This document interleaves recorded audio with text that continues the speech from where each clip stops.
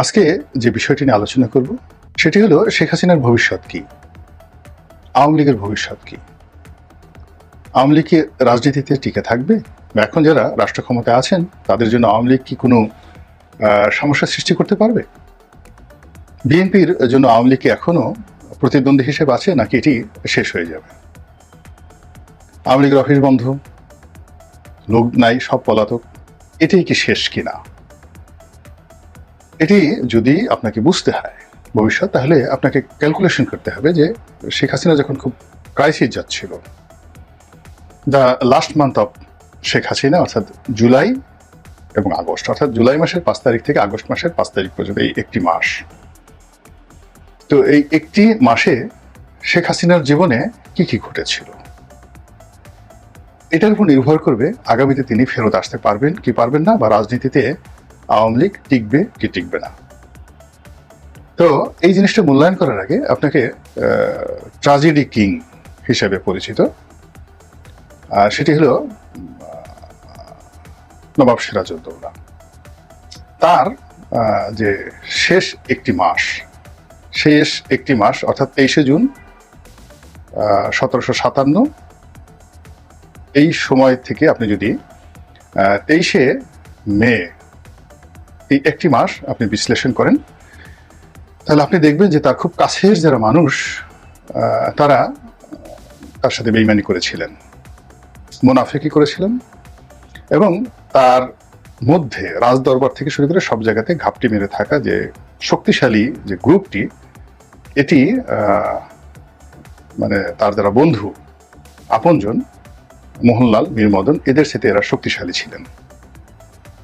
তো এই শক্তিশালী গ্রুপটিকে নবাব সিরাজউদ্দৌলা মোকাবেলা করতে পারেননি, এবং এই শক্তিশালী গ্রুপটির ক্রিয়ানক হিসেবে তিনি যাকে বলা হয় শেষ পর্যন্ত পলাশীর মাঠে পরাজিত হয়েছিলেন। তো আমরা তাকে নায়ক হিসেবে ধরি, যে একজন নায়ক তার আশেপাশের সমস্ত লোকগুলো শেষ সময়টিতে তার বিরুদ্ধে চক্রান্ত করেছে এবং তার চোখের সামনে, এবং তিনি তাদের কাছে অসহায় হয়ে পড়েছিলেন। তার প্রেক্ষিতে তিনি পরাজিত হয়েছিলেন, এবং তিনি আর রাজনীতিতে তিনি বা তার বংশ, তার পরিবার, তার দল আর ফিরে আসতে পারেনি, কখনো ফিরে আসতে পারেনি। অথচ তার দাদার হাতেই সরফরাজ খানের পরাজয় হয়েছে। তো এরকম অনেক কিছু হয়েছে, কিন্তু রাজবংশ শেষ হয়ে যায়নি। কিন্তু সিরাজউদ্দৌলা তার আপন লোকদের বেইমান এবং মুনাফিকের কারণে, বিশ্বাসঘাতকতার কারণে সব অংশে তিনি নির্মূল হয়েছেন।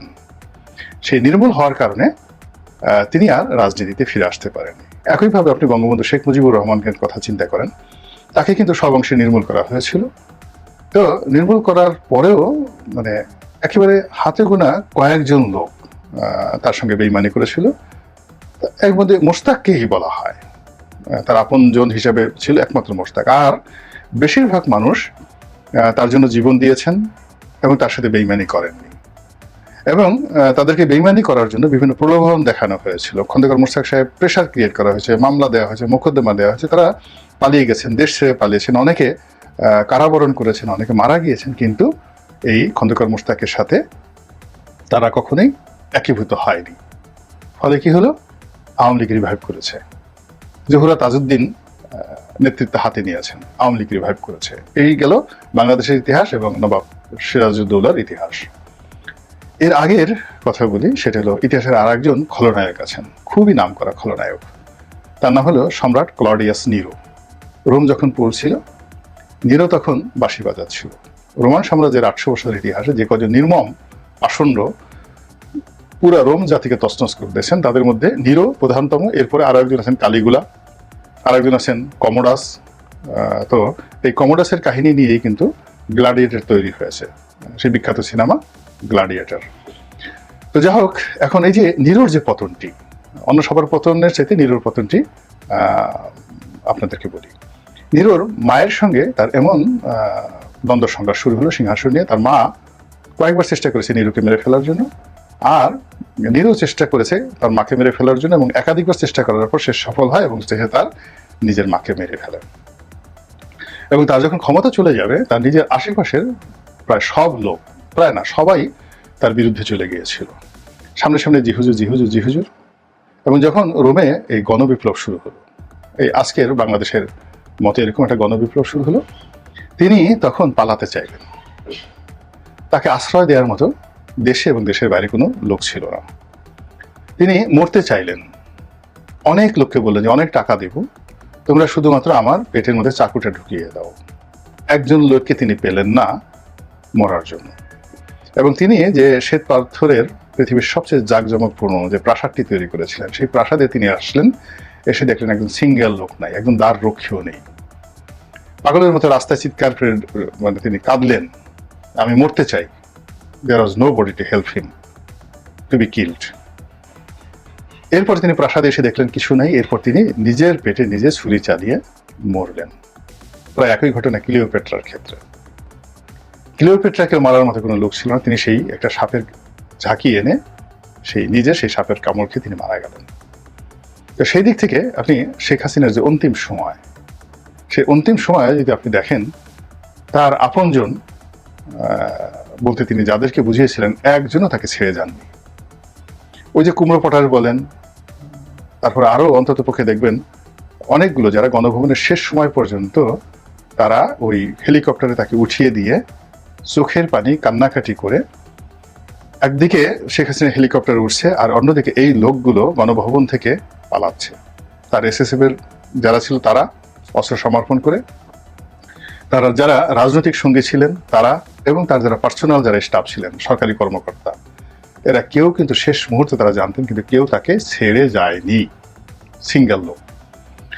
2 নম্বর হলো যে গণভবনের বাইরে যারা ছিলেন অনেকে পালিয়েছেন, কিন্তু তার যাদেরকে তিনি যে অলিগার গ্রুপ তিনি তৈরি করেছিলেন, আপনি সালমানের কথা চিন্তা করেন, আনিসুল হকের কথা চিন্তা করেন, শাহজাহান খানের কথা চিন্তা করেন, যারা ধরা পড়েছেন, মেজর জেনারেল জিয়াউল হাসানের কথা চিন্তা করেন, তো এই হারুনের কথা চিন্তা করেন, বিপ্লবের কথা চিন্তা করেন, আইজি মামুনের কথা চিন্তা করেন, স্বরাষ্ট্রমন্ত্রী কামালের কথা চিন্তা করেন, তারা কিন্তু সেই নবাব সিরাজউদ্দৌলার সেই বেঈমান মুনাফিকদের মতো বা খন্দকার মুশতাকের মতো তারা কিন্তু সবাই জানতেন শেখ হাসিনার পতন একেবারে অনিবার্য, কিন্তু তারা কিন্তু কেউ তাকে ছেড়ে যায়নি, তাকে ছেড়ে যায়নি। সবাই এই যে আজকের ভাগ্য বরণ করছে, কিন্তু দীপুমণি থেকে শুরু করে তাদের সবার সুযোগ ছিল, তারাও তাপসের মতো পালাতে পারতো।